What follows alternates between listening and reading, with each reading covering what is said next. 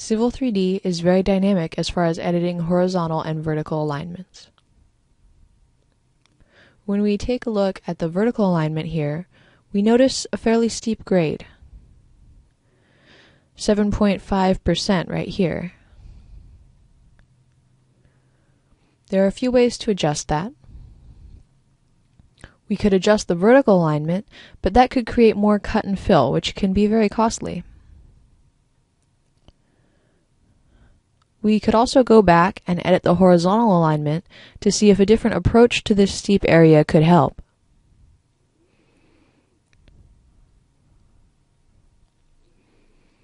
For example, we can select the alignment and move this point of intersection here .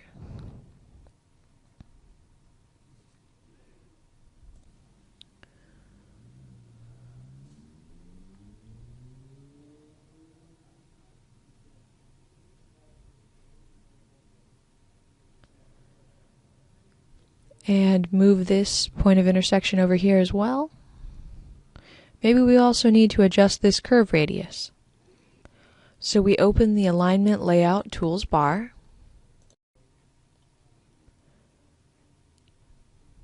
and decrease the second curve's radius to 3,000 feet.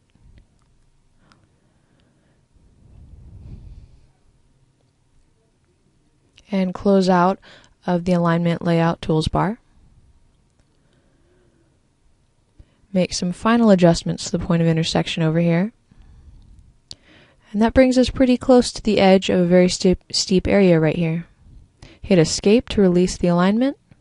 And now we can go over to the vertical alignment and see the effects of our changes. We need to look at the tool space and make sure everything is still synchronized. And it is, so we can look to our vertical alignment. Notice that our profile has shifted. Now we have a large amount of fill here that we didn't have before.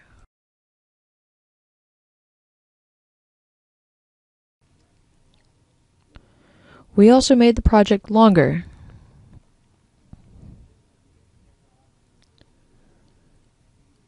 So the proposed alignment needs to be adjusted so that it connects with the end of the project. Click on the end grip, shift and right click, and select the endpoint object snap. Then zoom in carefully and select the new project endpoint.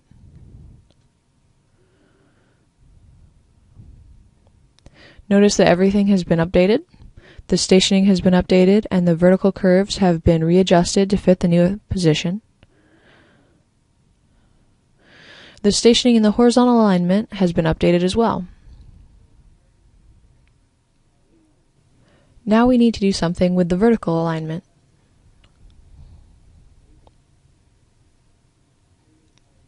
We'll go over to this point of vertical intersection and grab it and drag it down. And if we check our slope, we've already reduced it by about 1%. 6% slope is about the steepest part of the Skyway as you go up to Paradise.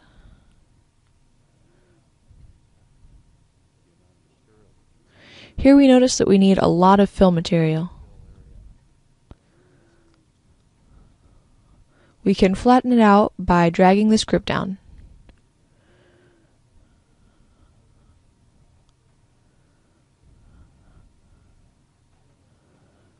And do the same thing over here to reduce the fill material. Editing the alignment to more closely fit the profile is part of design. Remember how we were editing the profile? We simply selected the profile, right-clicked, and pulled up this group of menus. But right now we want to edit the proposed vertical alignment. To do this, we click on the alignment, right-click, and use this new set of menus. Let's look at Profile Properties first. The Information tab provides the profile name and description, both of which may be edited from here.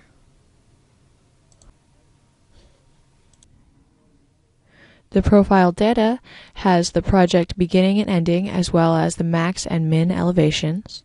The last tab is design criteria. Nothing has been changed, so just press cancel. The profile is still selected, so right-click. This time we'll look at Edit Profile Styles. Here we have a design profile. The design tab includes basic information on how it will be displayed. The marker tab controls what will be labeled and how. The display tab is always handy because it shows only the layers involved in the proposed alignment and the labels associated with it.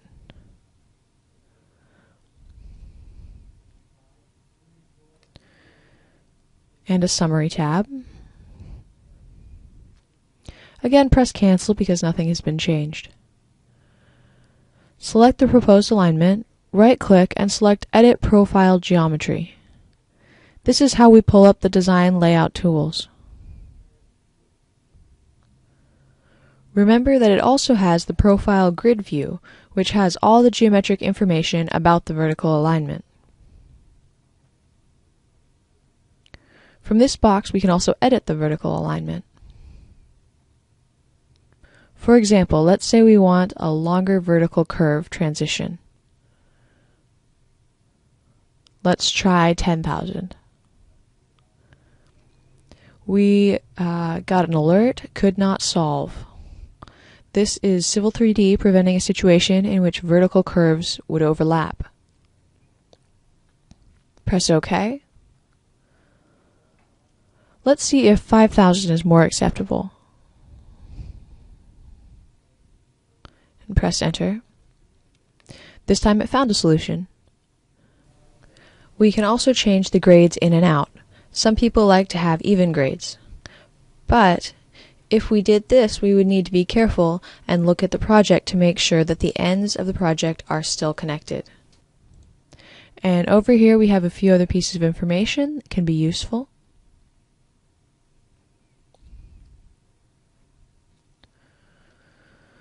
Now we'll just close out of here. Zooming in, we can check that the beginning and ending of the project are still connected.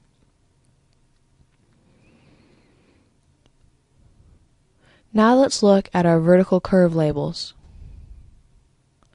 Click on the proposed alignment, right-click, and select Edit Labels.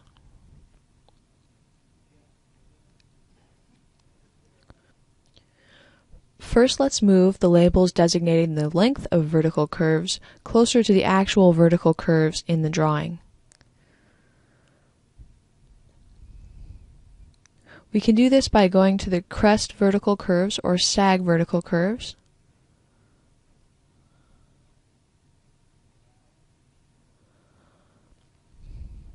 Go to the dimension anchor options. Select the combo box for crest curves and choose to place them at a fixed distance above the vertical curves.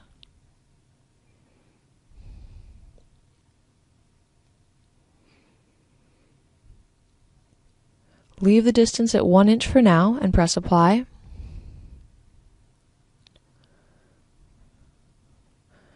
We can see that the label moved down, but it's still not in a clear spot, so let's change the distance to 0.5 inches and press apply. This might work for crest curves. We'll set the sag curve labels to the same position.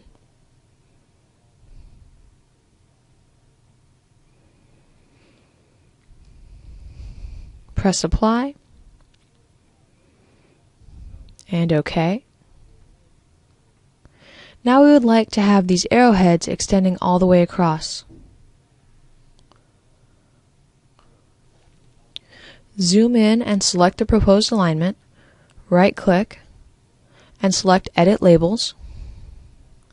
We'll go into the tag for the crest vertical curve by clicking on the tag symbol.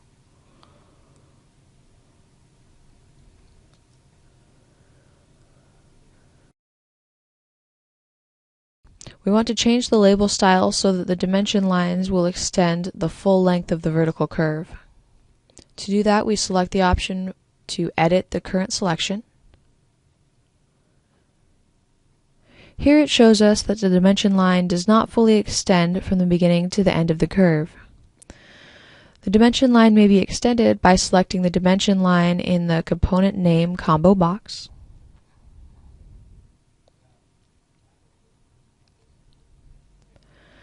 Under General, the endpoint anchor is set to true. Switch it to false and then back to true.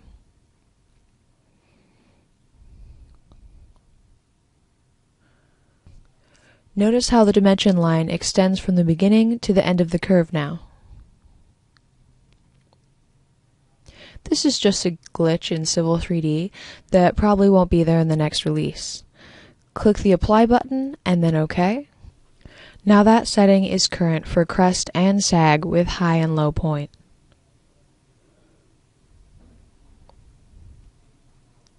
If I decide I want a crest and sag without high and low point,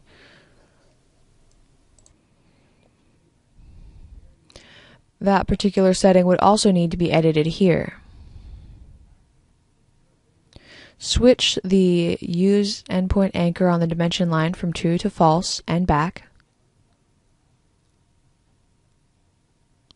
Now we can press Apply and OK.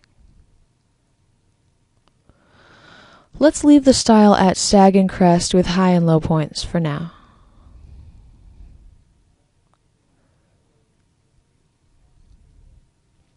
OK.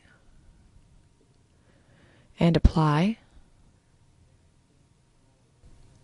Now we can see that our vertical curves have dimension lines from beginning to end. It would also be nice to edit the position of the stationing and elevation labels for the beginning and ending of vertical curves. We go back to the label to edit those.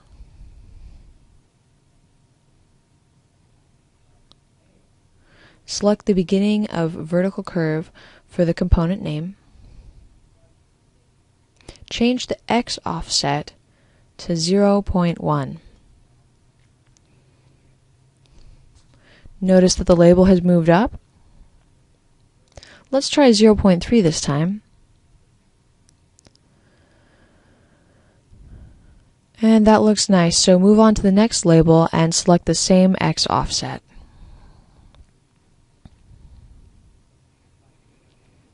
Finish all the rest of the vertical curve labels in the same way. Notice that all of the labels have been adjusted. Press OK. OK. And Apply. If we wanted, we could edit those a little bit more, but we're getting close.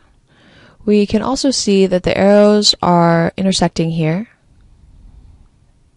Let's adjust those and move them a little bit higher.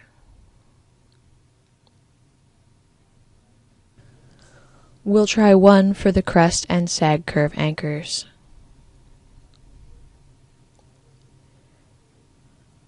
Apply. Maybe we could pull them up a little bit more if we wanted. Click OK. And now we should save. And we are ready to move forward.